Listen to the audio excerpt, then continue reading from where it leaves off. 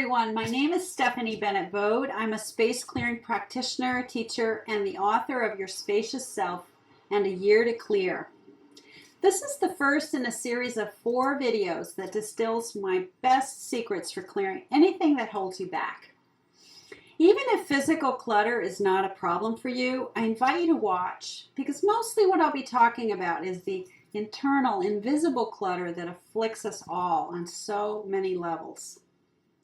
So recently I sent out a survey to my list of subscribers and students. And when asked what the #1 clearing challenge was, the top response was, "I'm overwhelmed." There's no question. We live in a time where everything moves at hyper speed. We're buried in stuff or swimming in stress or both. So how do we fix this mess? Years ago, I was feeling exactly the same way when I too collapsed from total burnout and exhaustion and walked away at the height of a 20-year career teaching at one of Boston's preeminent schools. I was fried. I was overwhelmed. I didn't know what I loved anymore or who I was. I was also shocked to discover that I had clutter, lots of it. I know, me! Can you believe it? The neatest, most organized person you'll probably ever meet. Yes, I had a lifetime of clutter squirreled into every crevice of my house. I had no idea that this one shocking discovery would take me on a journey, a mission actually, to learn everything I could about our human tendencies to hold on and the painful impact that stress and stuff is having on our homes and lives and the world at large. So I'm not a scientist, but here's what I've learned about overwhelm. Overwhelm happens when an ancient part of our brain called the amygdala has been activated and triggers a cascade of stress hormones through the system. You've probably heard of it. It's called the fight or flight response. It's like a built-in Secret Service agent that springs into action the moment it senses danger. It's a great thing to have when you're being attacked in the wilds by a beast or your toddler's reaching for the kitchen knife. Not so useful, however, when you're confronted by the insane piles or having to deal with a difficult boss or family member. The rub is that once the stress response has been triggered, there really is no automatic off switch. The mechanism works more like a motion sensor. You know, like those lights that go on when someone walks by? When fight or flight switches on, it stays on as long as it continues to be activated through attachment, painful memories, fearful thoughts, or some other strong emotional charge that we've been carrying. The cycle of overwhelm that is wreaking havoc on our nervous system, making us procrastinate or want to bury ourselves in more stuff or food or TV, isn't going to stop until we stop the recycling of fear or pain or emotional charge, most of which is unconscious. I know, bummer, right? Moving the needle out of the red zone of overwhelm takes work. The good news is that with consistency, practice, and awareness, we can rewire the stress response and break the cycle of overwhelm for good. For that to happen, we need to do 3 things. The first is we need to slow down. This may be a bit of a challenge for those of you who like to go, go, go, and do. Sorry. The second is we need to focus on tasks that do not set off alarm bells in the brain. And the third is we need to be consistent in our efforts, which in this case means daily. Not just weekends, not just when we feel like it or we can squeeze it in. So let's say, for example, that your desk is driving you insane.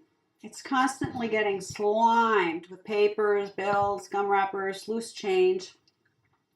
Instead of doing what most impulses dictate, which is to either attack the mess or avoid it altogether, what you want is to adopt a much gentler approach. Something that doesn't send you continuously into lockdown of frustration, despair, or exhaustion. I call it the reduce and repeat approach, or R&R for short.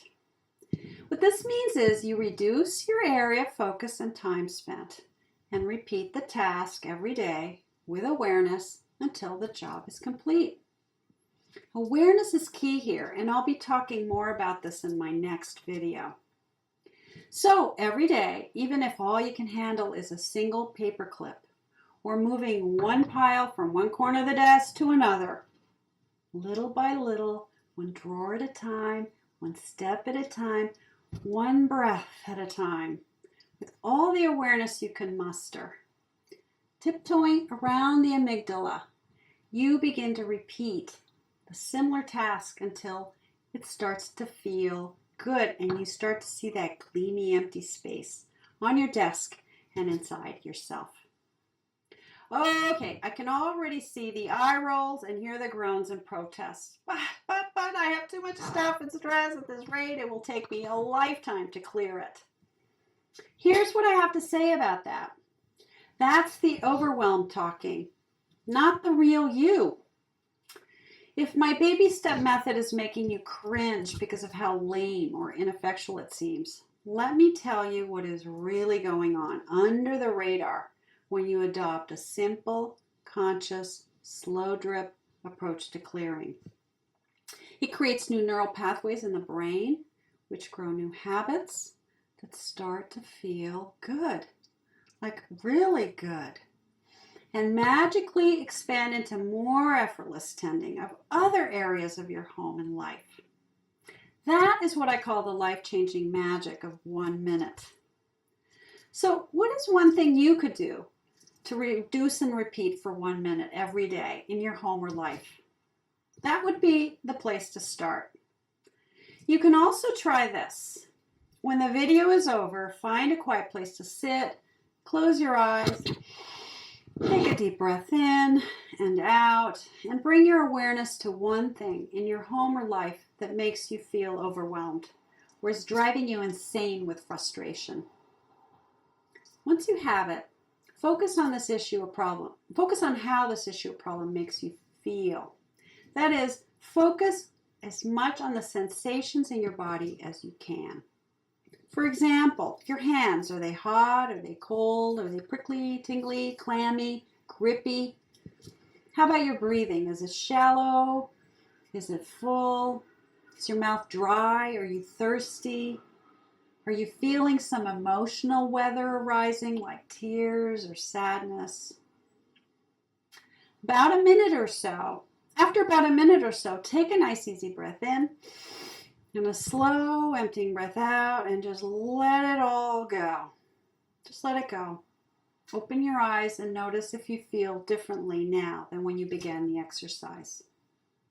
I invite you to repeat this clearing process every day for a week or so and notice if there are any shifts in how you relate to your home, your possessions, your relationships, and the issue in question that's causing you pain. Notice in particular if this practice helps you slow down and simplify, reduce and repeat even more. The trick with this exercise is to do it as a conscious observer, to do it without personalizing or judging it or yourself.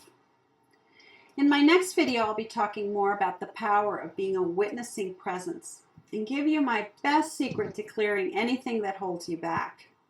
It's a game changer that can transform your life. So if you found this video helpful, please tell your friends about it by sharing, liking, tweeting, emailing it, and let's build the clearing energy together. If you see a comment thread below, please post a sentence or two. I'd love to know that you stopped by. And thanks for watching. Have a great day, everyone, and happy clearing!